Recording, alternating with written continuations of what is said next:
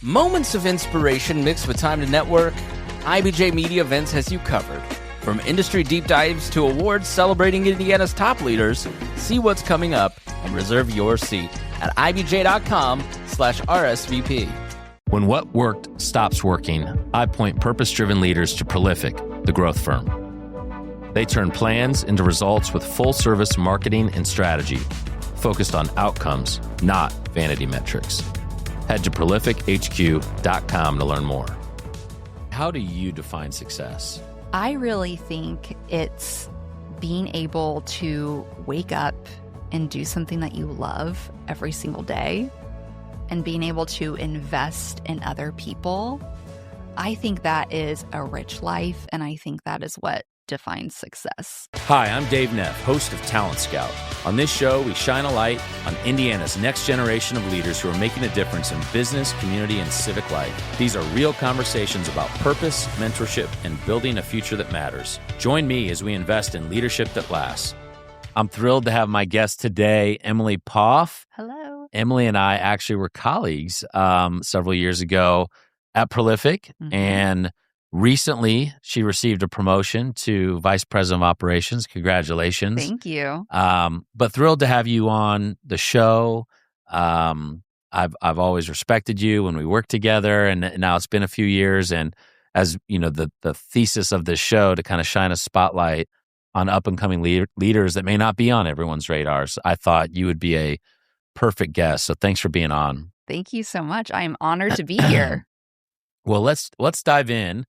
I want to know for our audience, tell us about your childhood, where you grew up, what it was like. I know you come from a pretty high achieving family, but fill our listeners in. Absolutely. So I grew up in Newcastle, Indiana, which is an awesome Hoosier small city. Absolutely. If you don't know, some fun facts about Newcastle, we have the largest high school field house in the world. Yeah. So growing up, going to high school basketball games on the weekend was a major deal. It was so much fun. Like, totally lit student sections, everything. And doesn't it hold like 10,000? How big is I think it's like 8,500. Yeah. So it's massive. Yeah. Newcastle, Indiana. Go see it. Check it out if you haven't. Yes, you definitely should. So, and then we also have the original Jack's Donuts founded in Newcastle. I know they've since expanded all over the country and have worked with the Pacers and all of that, but they're some of my faves. So go Newcastle. Yeah. Proud. What's the mascot? The Trojans. Newcastle Trojans. Okay. Yes. So I grew up as the youngest of three. I have two older brothers. We are each 4 years apart. So I really kind of looked up to them growing up and always wanted to be like them. And I still do. They are awesome. And then my parents are really amazing as well. They are both physicians. My mom actually started out as a high school science teacher and then had us three kids. And then she went back to school a little bit later in life to become a doctor too. So went to medical school after having three kids. And we were all young. Wow. I know. That's impressive. It really is. It's super inspiring. So they're both parents are physicians. What type of physicians? Yep. So my dad was in internal medicine, and then my mom is a family practice doctor, and she's still working full time. Wow. Yeah. And then tell our listeners about your older brothers, because they both went down that track, right? I'm really kind of the unique one in the family. Yeah, not black sheep, just the unique one. Yeah, I have said that before, but not going with that today. Yeah. So, no, my two older brothers also went down the medical path, following in my parents' footsteps. So, my oldest brother is a hospitalist in Newcastle at Henry County, and then my other brother is in physiatry, which is a specialty that I didn't know too much about until he went into it, but it has to do kind of with pain management. So he does some surgeries and works with people to help rehabilitate them and have a better quality of life. Yeah. Yeah. Well, what was childhood like living in Newcastle? I mean, it sounds like you had a pretty, idyllic childhood growing up, great close family. So my father also was a family practice physician. Oh, that's and so right. I got a little spoiled, never really knew that you actually had to go see a doctor when you were sick. Right. You know, he had this power to just call in prescriptions, you know, if one of us was sick. But Yes. so I'm sure you can relate on that. But yeah, what was maybe just whether it was Newcastle, your family, your friends, the community that you grew up in, what was a shaping force that, as you reflect, has kind of made you who you are today? Yes, definitely the town I grew up in. We were always really involved in our church, and faith was central in our lives. I think probably the most important people that spoke into me and really poured into my life were from the church. So that has been huge shaping factor for me.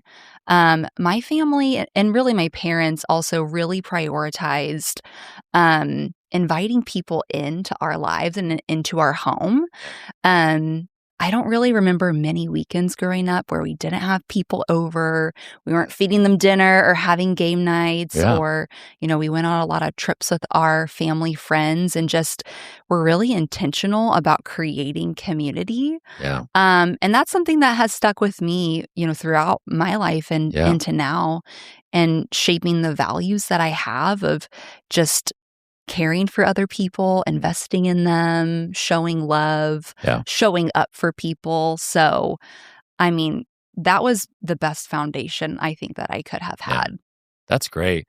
And now as somebody, I've got 4 young kids, it can be hard to, with everything going on in our lives, to think about sort of like, who are we having over for dinner? It's been a month. We got to get, we got to be intentional about that. So, but that stuff does shape your kids' view of kind of the world and community. It really and does. so Now that I'm older and have a house now, it's like, I get it. It's actually not always easy. You have to be intentional about it, but I'm glad that was modeled for me. Yeah. All right. So graduate from Newcastle High School. Yes. You land at Olivet Nazarene over in Bourbonnais, Illinois. I've actually been to the campus. Okay. How did that decision come about to go to Olivet? Was that a family school, or what drew you there? Yep. Okay. So I grew up going to a Nazarene church in Newcastle. So they were affiliated with Olivet. My parents met at Olivet. Oh, okay. So definitely have a heritage there. My 2 older brothers did not go to Olivet. My oldest went to Hope College in Holland, Michigan. And then my middle brother went to Taylor University. So, I just landed up in Illinois. It was kind of good for me, I think, to push out of my home area and be out on my own a little bit. So it was a great experience. What'd you study there? I studied political science and nonprofit management. Okay. Yeah. Well, that makes sense because upon graduation, you started your career in nonprofit, right? I did. Talk to us about, I think it was around 4 years you spent at the United Way of Kankakee and Iroquois counties. You got it. What was that experience like? What were some learnings from, your time at United Way? Yeah. It was a super great way to start out my career. It was a small organization, United Way. I had to be really scrappy and hustle, and I really learned the value of being a generalist and wearing multiple hats and just doing what it takes to get the job done because there's no one else around to do it. It also got me really ingrained in that community and learning to tell stories and hear other people's stories and make those connections. A big part of it was raising money for the programs that we had. Also, side note, like you had to raise money for your own salary too. So you're pounding the pavement for multiple reasons. And it was just awesome experience for me. When I left Olivet, I kind of had this deep desire to, use my life for a purpose that's bigger than myself. I didn't know exactly what that meant, but working in a community-based nonprofit was such a great way to explore, one aspect of that. Yeah. That's great. What led you to then, I believe you took at a pretty young age executive director role of a chamber of commerce over there in Illinois, Kankakee County Chamber of Commerce. How did that opportunity come about? Just what was that experience like? Yeah. I definitely did not expect at 26 years old to be an executive director of anything. But, I had been ingrained in the Kankakee County community for, all of college and then those 4 years after working at United Way. So when that leadership opportunity became available, I kind of took a leap of faith and just decided, hey, let's see if I can do this. And thankfully, the board there also took a bit of a risk on me and hired me for the role. But yeah, it was wild. How big was your staff at Kankakee County Chamber of Commerce? It was just me and one other full-time person. Yeah. And a part-time person. We thrived, though, on our volunteer coalition. So I did a lot with leading volunteers to run the, dozens of events that we did throughout the year, and working with just all of the businesses, big and small, across Kankakee County to try to promote economic development and things like that. Yeah. Now, for our listeners, is Kankakee County the county where Olivet Nazarene is located? Yes, it is. And that's south of Chicago. It's about 50 miles straight south of Chicago. Okay. Mm-hmm. Where the Bears used to have training camp, That's right? Chicago Bears. Yes. When I was at Olivet, the Bears had their training camp there every summer. It was super fun. That's cool. Okay, so you spend the first 5 years doing this community nonprofit work, both at United Way and a Chamber of Commerce, step into a leadership role at a young age. Talk to us about your pivot to for-profit and how did that opportunity come about, to join Prolific, I think about 6 years ago. Obviously, you required a move to Indy. And so just that whole transition, both from a nonprofit to for-profit, from Illinois back home to Indiana, would love to hear kind of how that decision came about. Yes. So it was 2020. The world was getting turned upside down with COVID, as we all remember. And then my life changed a ton too that year because my husband, Michael, ended up getting a job at then IUPUI, now IUND. So we were making the move kind of closer back to home for me. He is from Virginia, but getting a little closer to both of our families. And I wanted to use the move to kind of pivot my career a little bit. I really enjoy the nonprofit space. I still do and would consider going back in the future, but I kind of wanted to help people in a different way. So I spent some time kind of searching and talking with mentors, doing lots of informational interviews, getting advice to figure out what's my path forward truly into the future for my career. And I landed on human resources, just a great fit. And so I kind of applied to dozens of jobs. Just blindly, didn't know. I didn't have any connections in Indianapolis. Of course, I grew up in Newcastle, but it had been 9 years since I lived there and I was a kid at the time. So I think, if anyone's been in the job searching mode at any point, you understand what that can be like. So I ended up getting a recruiting role at one of kind of the big companies that we have here in Indianapolis. But because of COVID, that offer ended up getting rescinded before I could even start, which was very unfortunate. But it all turned out for the best because I ended up finding Prolific, had never heard of it before. Just what Prolific is about. And I'm sure we'll talk about that more here in just a minute. But I was really drawn to that company. What they had available at the time was an executive assistant to the CEO. So, I needed a job. I loved the company. I wasn't necessarily expecting to go from executive director to executive assistant at that time. Wasn't really the plan. But I am so glad that that is where I ended up. just couldn't have been better. I definitely, when I met our CEO, Brad, and I was going to be, working for him and supporting him, I let him know, hey, like this is kind of what has happened to me since the time that I moved from Illinois to Indiana.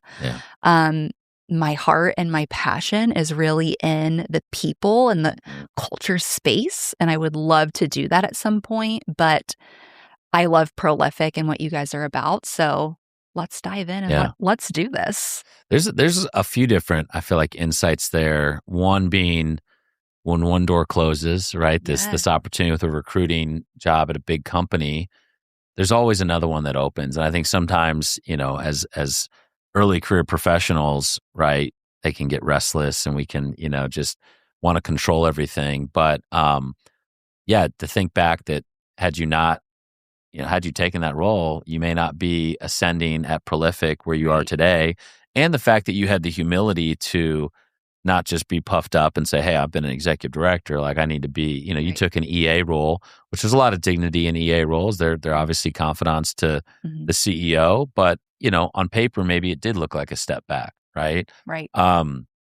So I'd be curious, obviously, full disclosure, I used to work with Emily at Prolific, so I know Prolific well. They're obviously the sponsor of this podcast, which we're very grateful for. But for listeners who don't know, because I can see the fit from nonprofit to Prolific for-profit because it's a very values-rich company. But can you describe Prolific's business, the various portfolio companies and different services that they provide? Yes. So Prolific is known as the growth firm. So we help values-based companies grow and scale and make a bigger impact in the world. Prolific is the parent company to 3 other firms. So we have JDA Worldwide, which is our full-service advertising agency, also located here in Indianapolis. Then Conquer is our paid media agency in Atlanta. And then Chernoff Newman was an acquisition of ours in 2019. They are also a full-service ad agency as well as a PR firm in the Carolinas. So Prolific is a little bit twofold, I would say. On the one hand, we have our consulting business where we truly kind of get in the weeds with clients and help them with their longer-term strategy of growth. We also invest in some of our clients and then bring some new ones into the fold with us if it seems like, the right fit for Prolific. But on the other hand, we are the parent company to these other firms and we provide the shared services to them to help with efficiency. So my team with operations, HR, IT, we provide that to all of the Prolific portfolio companies as well as accounting and finance. Yeah. That's great. That's a great overview, kind of a house of brands with Prolific as the mothership. Headquartered downtown Indianapolis, right? Yeah. 25th floor of the BMO Tower. It's a beautiful space. If you haven't seen it, go check it out. Yeah. Thanks for joining us here on Talent Scout. We're going to take a quick break to hear from our sponsor, so stay tuned. Most organizations hit a point where growth stalls. The message blends in, the site stops converting, pipeline softens. That's when I tell leaders about Prolific, the growth firm, for purpose-driven leaders. Through full-service marketing and strategy, they clarify the story, rebuild your go-to-market, and drive sales. Most importantly, Prolific holds itself accountable to the metrics that matter to you. If you're ready for your next growth stage, learn more about Prolific at prolifichq.com. So let's get back to this sort of your last 6 years almost with Prolific, starting as executive assistant to you've made a few different moves, eventually head of people and talent, right, to just last month, the newly minted vice president of operations.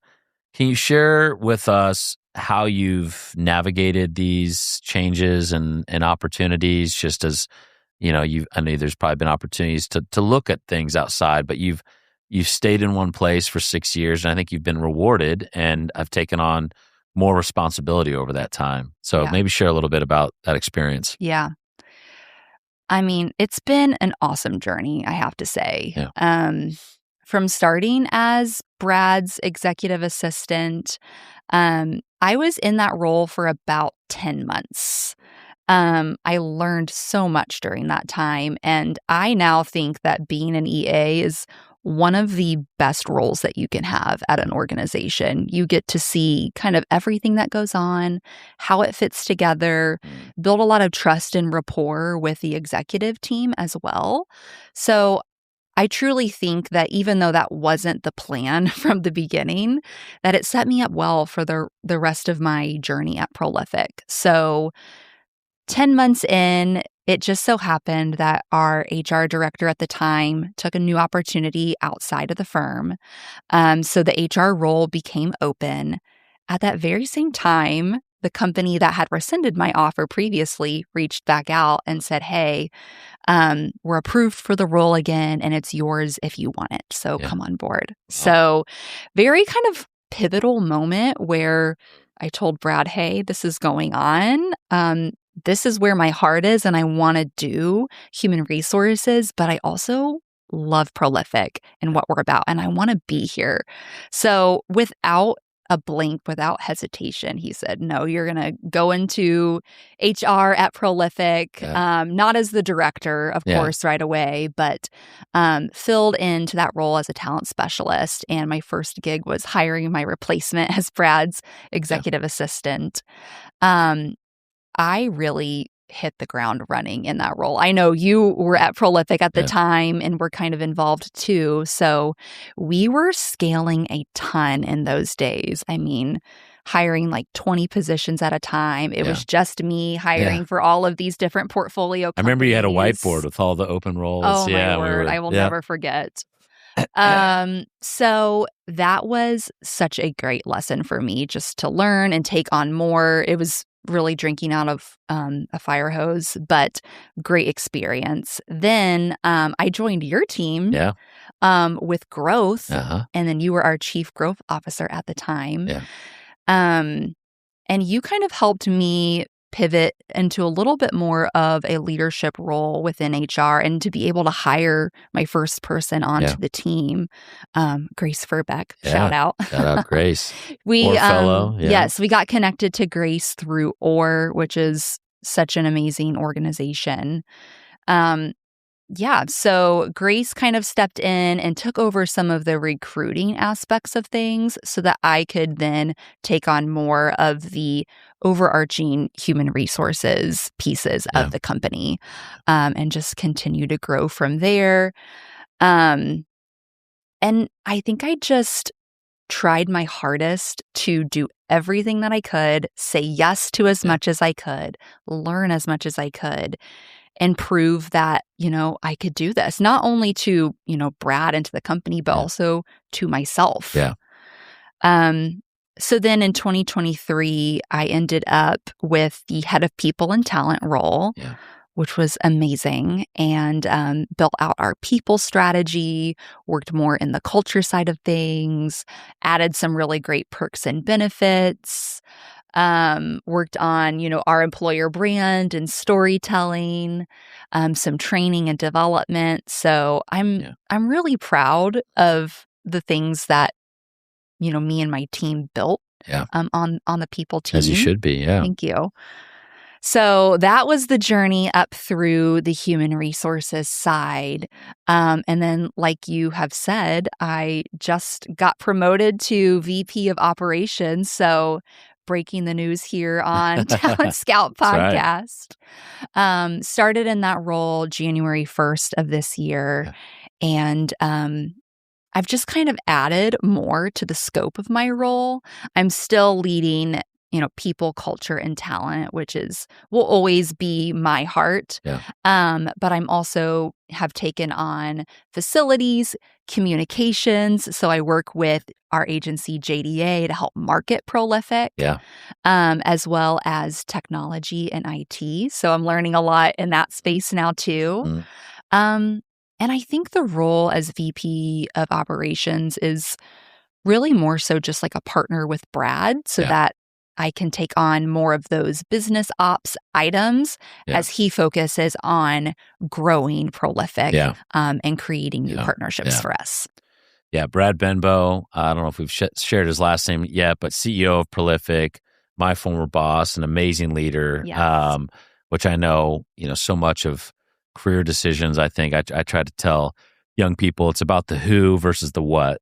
Sometimes I think people just get caught up in the logo or the company of the brand, but I think it's so much more important, especially early on, like the leader that you're around and that you're learning from. And so I know how much Brad trusts and respects you and vice versa. So that's great that he's continued to just throw more on your plate. Yes. I also want to get into, all the while over the last 6 years, you also made the decision to go back to Butler and get your MBA and believe you're SHRM certified as well. Maybe talk to us about both of those decisions and what motivated you to do both. Because I do have, young people that are like, should I go back and get my MBA? Should I not? And I don't think there's a right answer for everybody, but why did you decide to get your MBA and how'd you choose Butler and the benefits that you've seen from that? And then maybe we can talk about SHRM certification as well. Yeah. Well, I think when I graduated from undergrad at Olivet, I always knew that I wanted to pursue more education eventually, but I think someone gave me some advice early on, and it was really great that I should wait a little bit just to see where my career was truly going. Because when you're 21, 22, graduating from college, you may think your life is going in one direction and you have one trajectory with your career, but it definitely could change. So I wanted to wait a little bit. And then as I got involved with Prolific and seeing that I could have this potential to be more of a business operational leader with the company, I wanted to learn more about all aspects of business. So like I said earlier, I have a political science degree. I learned a little bit about nonprofit management, which is more so kind of in the fundraising side of things. But going to Butler allowed me to learn about, accounting and finance and economics and business law, all things that really helped me have that fuller picture of what it takes to run a successful business. So I had an awesome experience at Butler University.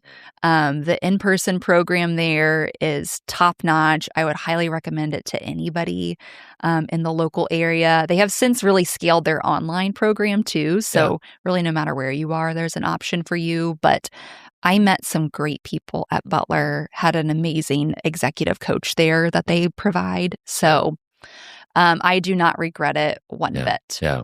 That's awesome.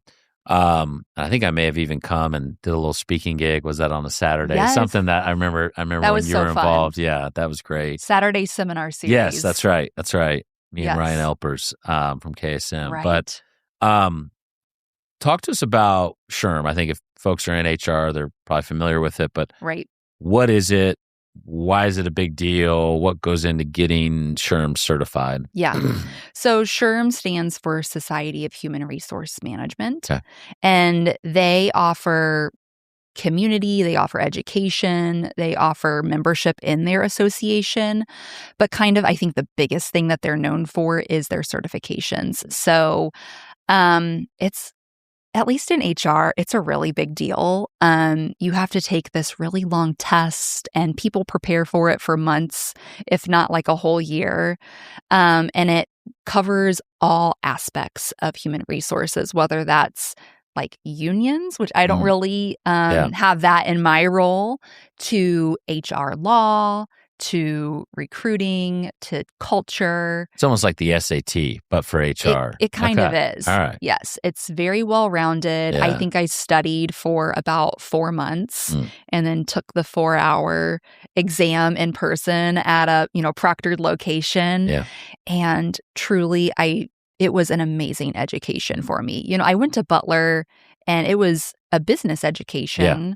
I took some courses within there that were geared towards people and talent, but they didn't have a HR concentration. So getting the SHRM certification was a great education for me, and I passed. So happy about that just last year. So, So it's pass-fail? It's pass-fail. Okay. Yeah. And then once you take it once, you're good for life, or do you have to renew it every so often? Or you have to maintain your continuing education credits. Okay. So I think I have to get like 80 hours every 2 years. Okay. So, I do a lot of online webinars or going to events. Yeah.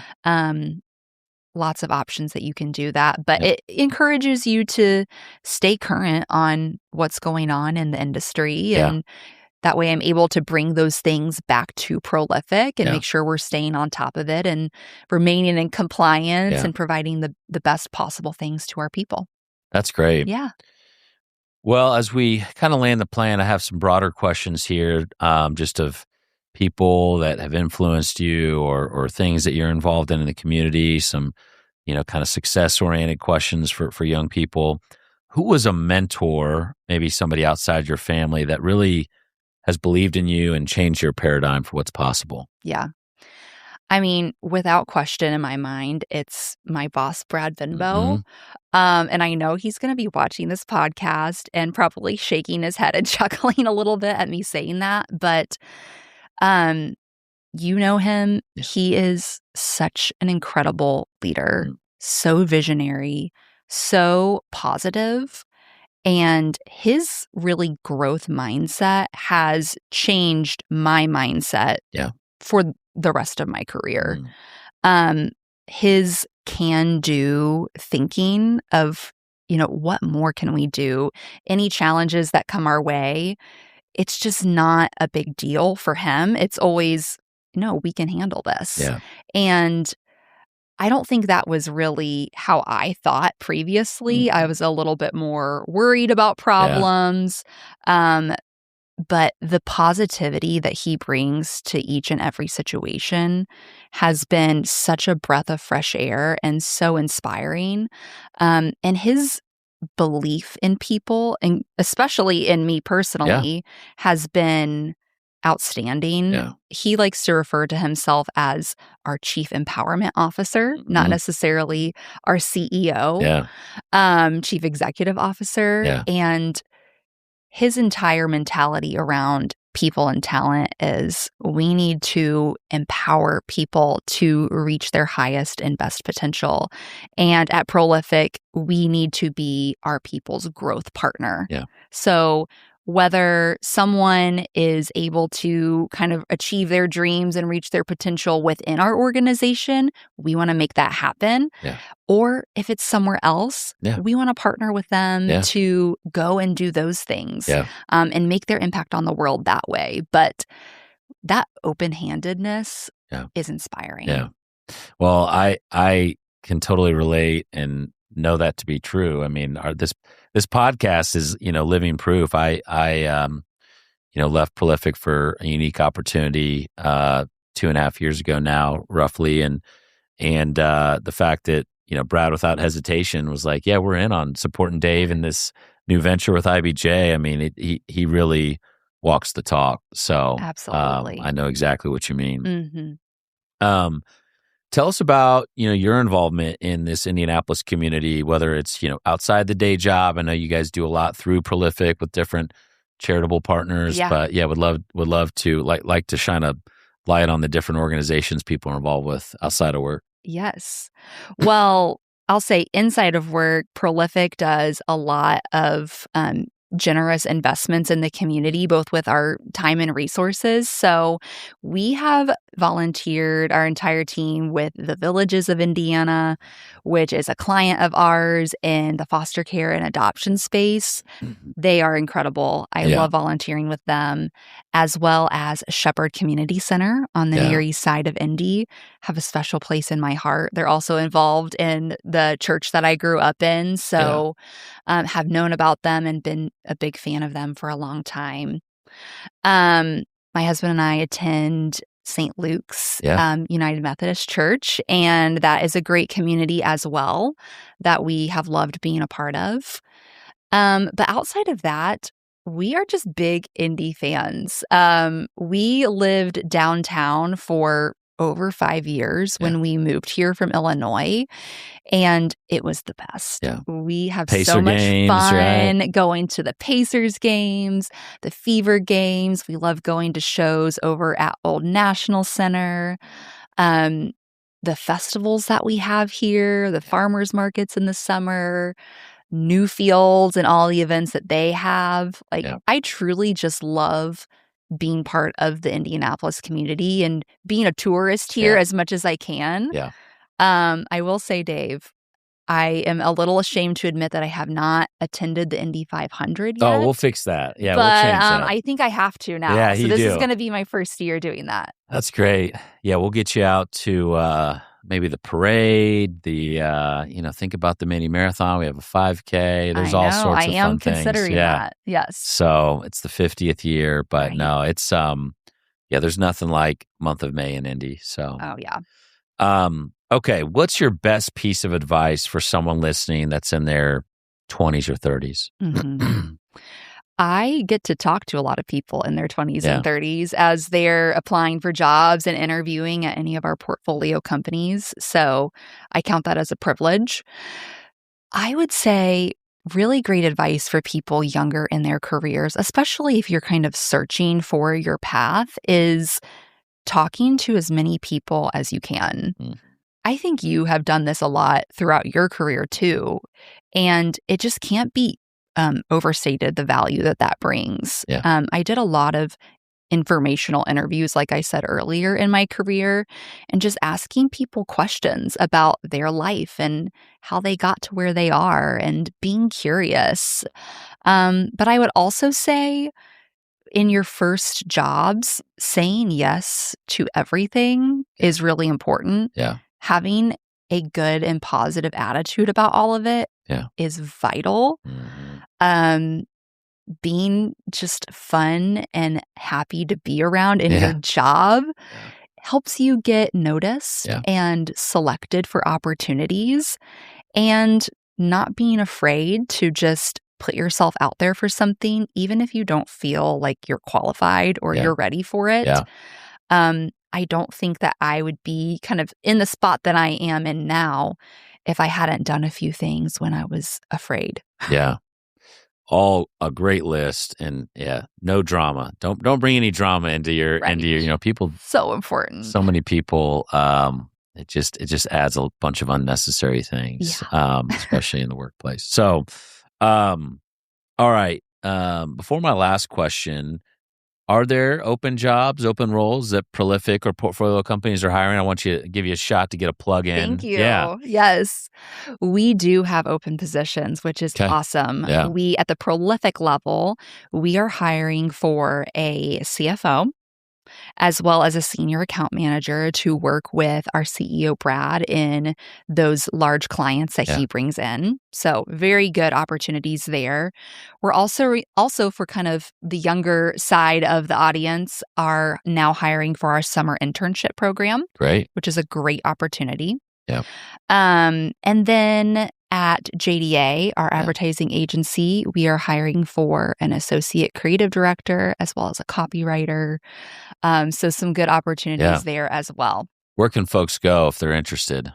Prolific website? Head over to prolifichq.com. Okay, perfect. Yes. It's a tough job market out there, so just trying to make sure people are aware of opportunities. It's definitely come and join us. Yeah. All right, last question. Emily, how do you define success? It's a great question. I really think it's being able to wake up and do something that you love every single day and being able to invest in other people. I think that is a rich life, and I think that is what defines success. Yeah, great answer. Well, I'm super proud of you, having worked with you, and know I've seen it firsthand just how industrious and hardworking you are. So all the success that's come your way is incredibly well-deserved, and just excited to see what the future holds for you. And appreciate you, again, carving out time to come on the show today. Absolutely. It's my pleasure. Yeah. Thanks. Stay ahead with Inside Indiana Business Radio on Demand, your go-to source for the latest business news across the Hoosier State. Join hosts Gary Dick and Alex Brown every weekday morning and afternoon for concise updates on Indiana's top business stories. Subscribe now on your favorite podcast app or listen at ibjpodcasts.com. Thanks for listening to this IBJ Media podcast. You're probably going to remember this ad. Do you know why? Podcast advertising works. 85% of listeners recalled hearing an ad during a podcast, and 70% of podcast listeners have acted after hearing an ad. So whether you're looking to be heard across the entire IBJ Media Podcast Network, sponsor one of our shows, or just start with a 30-second ad, IBJ Media can help. Contact advertise@ibj.com to learn more.